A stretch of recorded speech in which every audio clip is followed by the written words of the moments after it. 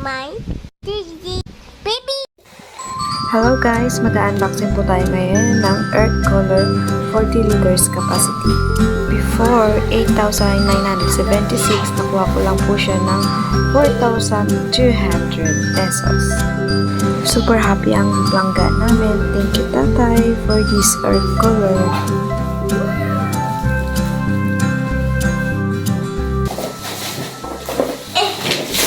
Yeah, so heavy. No, it's too heavy.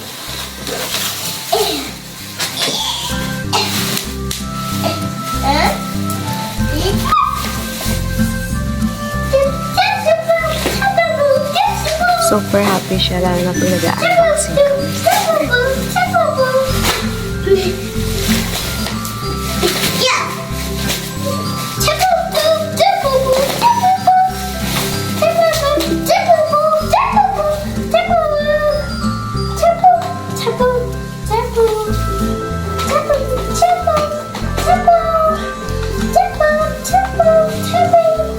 Ilalagay ko po sa baba, sa description, kung saan ko po siya shop nabili, kung saan ko po siya na-order.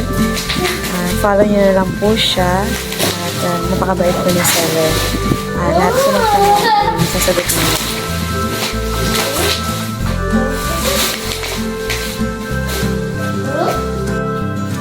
Sa panahon ng tagilid po ngayon, mas mataas po yung kuryente natin kapag gumagamit tayo ng aircon kaysa po sa Earth Cooler na mas mababa yung consumption ng kanyang ng electricity po kaysa sa aircon po.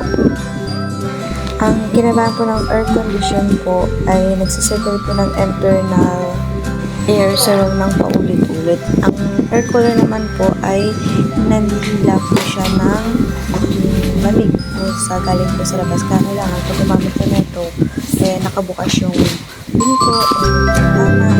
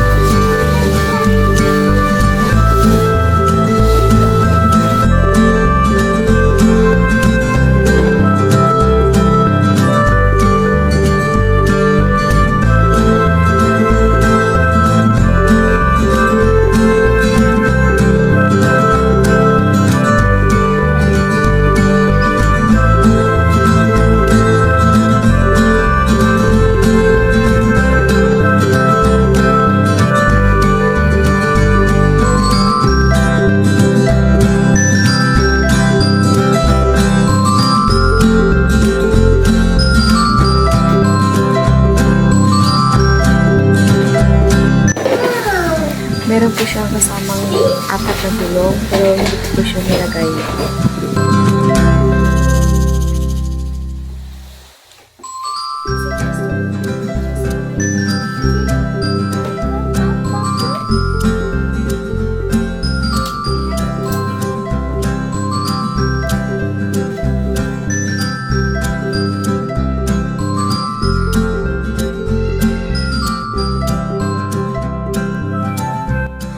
Ito po yung switch and off niya. And then, ito po yung kanya kung paano siya. And kung number 1. Yan. Ikutin mo lang ito. Hanggang number 3 yan. Yung number 1, nahila lang yan.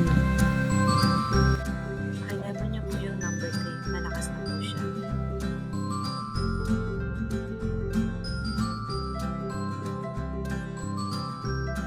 Ito naman po yung swing niya para mag-swing yung kanyang hangin.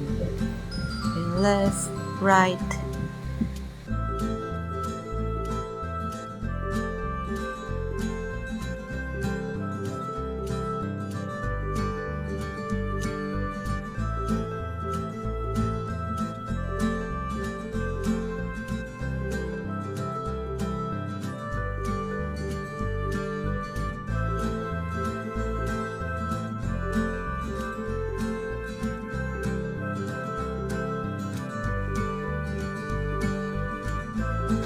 Ito po, nabababa din po siya at natataas.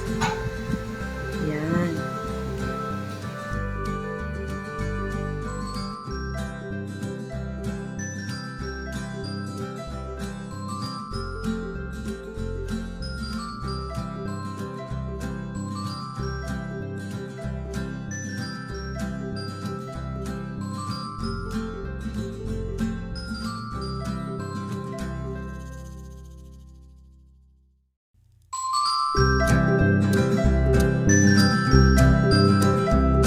Yan, ito po siya. Meron po siyang dalawang eye crystal boxes.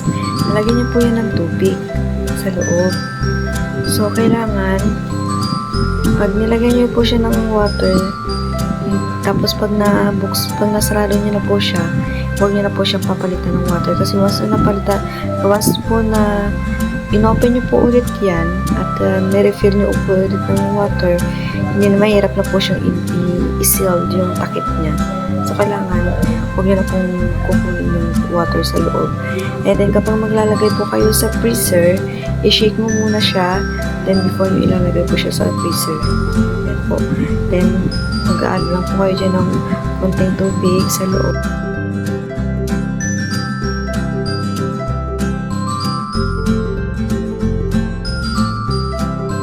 Pero kung gusto niyo po na mas malamig pa yung hangin na lumalabas, pwede niyo po siyang lalagyan ng ice, buong ice. Nata 5 pesos. Dito yun sa akin eh, 3 pesos yan.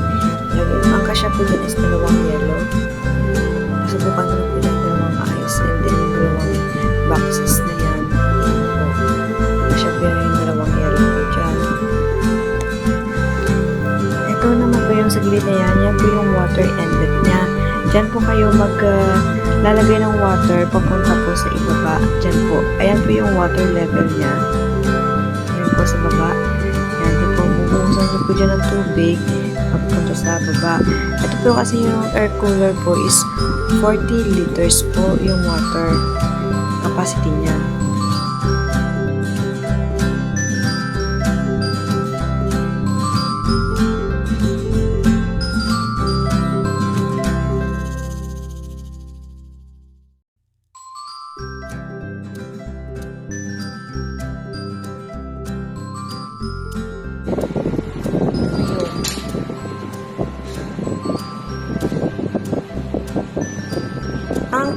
Ang kaibahan na po niyan sa electric fan. Ang electric fan po kasi kapag tag-init, mainit din po yung buga ng hangin. Ito po hindi.